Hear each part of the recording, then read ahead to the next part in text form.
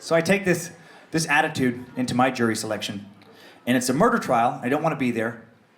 I didn't know this, but when you get there, you can fill out a form saying you don't want to be there. And the last question on the form is pretty straightforward. It says, do you think you'd make a fair juror? I was honest. I said, no. I'm a comic. I get paid to make quick judgments and stick to them. And that's exactly what I plan on doing in your court. I thought that would get me tossed. It did not. They made me stay there. They put me in the jury selection box. The defense attorney starts asking me questions in front of the defendant, which is awkward. He's listening to us. And it was weird. The judge told us that the defendant had just been released from prison, where he had served several years for the attempted murder of a rival gang member. Now he's being charged with murdering a rival gang member. So I'm like, great. I'm in a room with somebody, definitely getting better at murder. And I thought that because when I saw him, I immediately thought, yeah, that guy's a murderer. And I thought that because he had gang tattoos all over his face, like a lot of gang tattoos over a lot of his face. And look, I know that having gang tattoos all over your face doesn't make you a murderer, unless you're charged with murder.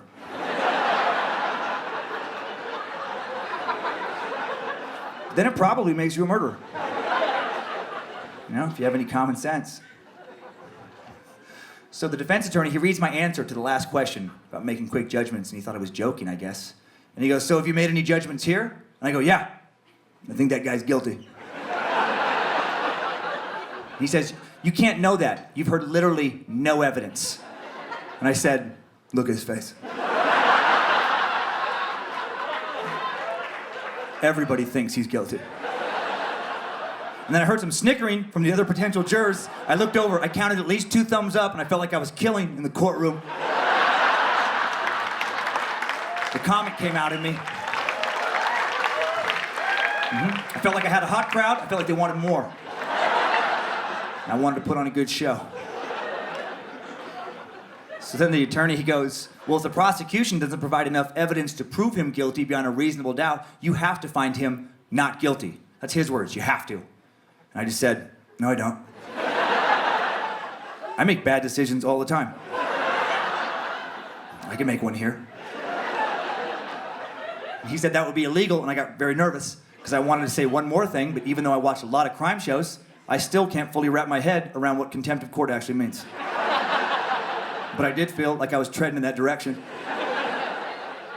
Then I also felt, well, you've come this far, let's ride it out.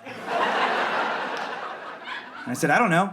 You know the law better than I do. Maybe that would be illegal. But to be totally honest, I do illegal stuff a lot, and I usually get away with it.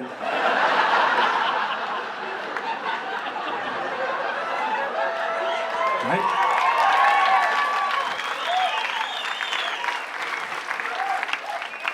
I told him, I was texting my friends about how much I didn't want to be on this trial while driving here today, and no one caught me. And he shook his head, he talked to the judge, and about 2 minutes later, I was walking to my car. Free man. Felt good. The truth had set me free. It finally paid off to have a bad attitude.